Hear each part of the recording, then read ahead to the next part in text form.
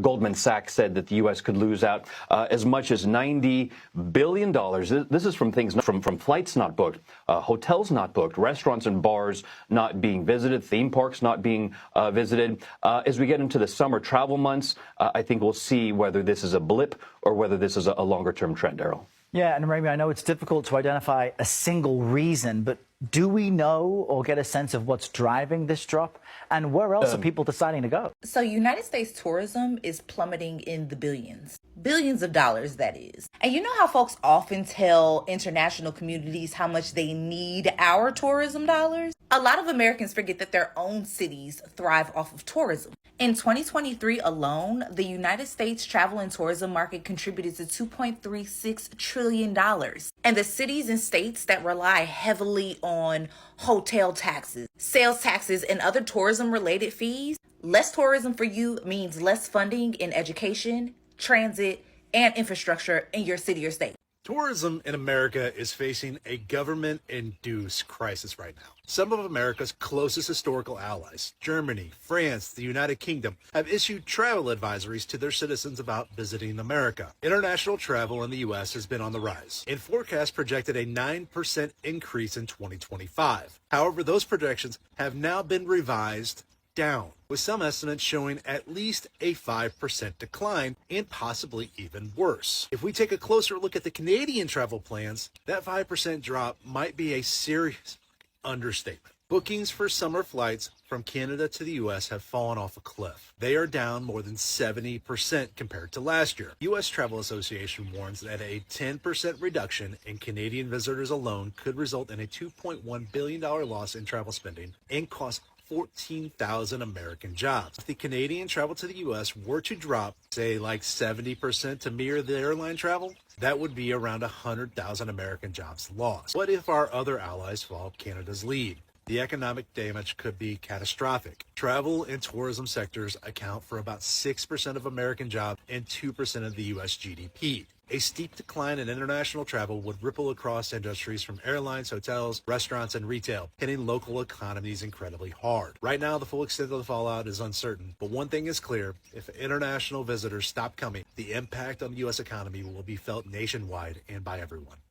So Donald Trump's America First policies is making the country unattractive to international visitors.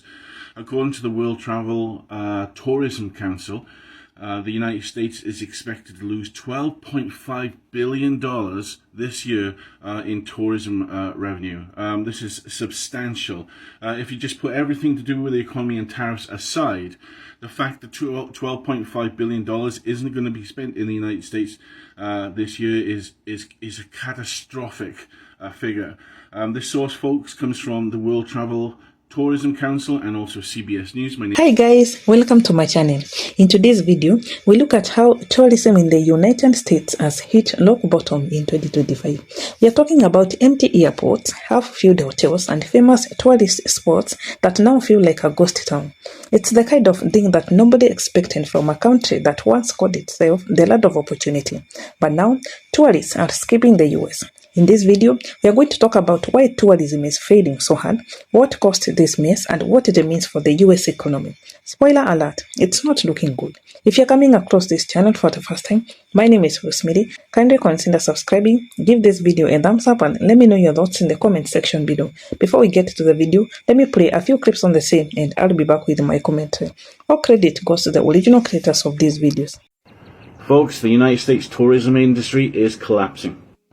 According to Forbes magazine, there's been a 40% decrease in leisure bookings from Canada to the United States in February compared to this time last year.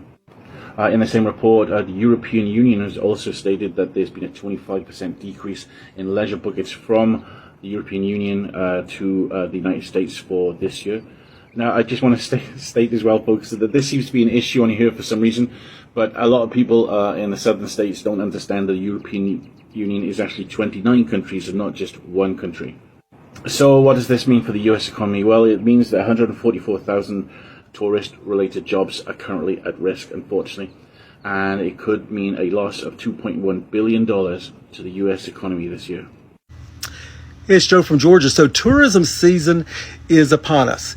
And I can tell you what the United States is seeing. The United States is seeing a huge dramatic drop in international visitors to the United States. Now, those visitors contribute millions to billions of dollars of tourism dollars all across the United States, and specifically heavily in Florida, because everybody undoubtedly in Europe thinks that Florida is that Disneyland is the greatest place in the world to go. I don't understand that, but Florida's getting hammered on the tourism end, but it's also across the entire United States. Now, 18 million jobs are in the tourism industry. And when you're starting to lose billions of dollars, what you're going to do is you're going to lose jobs. You're going to lose revenues for small businesses. You're going to lose hotel motel taxes that support some things in local government. So the real deal is here. The world doesn't want to come to the United States, which has always been one of the top tourist destinations in the world. We're going to lose that title this year, and we know who we can owe that to. Congratulations on reducing the income for businesses that rely on tourism. Let's begin. America used to be the dream vacation spot. New York city lights, California beaches, Disney World, big food, shopping sprees, you name it. But in 2025, that excitement is gone. People from all over the world are saying, no thanks. Why? Because the United States just doesn't feel welcoming anymore. Many travelers feel like they are walking into a tensely divided country, not a relaxing holiday destination, and no one wants to spend thousands of dollars just to feel uncomfortable. One big reason tourism is dropping is the new visa rules. The current US government under DT's second term has made it harder for people to enter the country. Students are being kicked out, visitors' visas are delayed or denied, and travelers from certain countries feel directly targeted. Tourists from China, Brazil, and even Europe are facing long waits, tough interviews, and more paperwork than ever before. Many of them are just giving up. It's easier to go to Paris, Tokyo, or Dubai. Why even bother with the US? Another major problem is safety. The US is now known for things like mass shooting, public protests turning violent, and random crime in major cities. When tourists look at the news, they don't see Disneyland anymore, they see chaos. Families don't want to risk their safety for a vacation. Women travelers are worried about laws that seem to be going backward. Some people from Muslim or African countries are afraid that they will be treated unfair at the border. The fear alone is enough to cancel a trip. And let's not forget how badly some tourists are treated once they land. Customs and border protection have been aggressive in recent years. Tourists have been detained, questioned for hours, and even sent back home without any clear reason. Imagine spending months planning your vacation, booking flights and hotels, and then being turned away at the airport.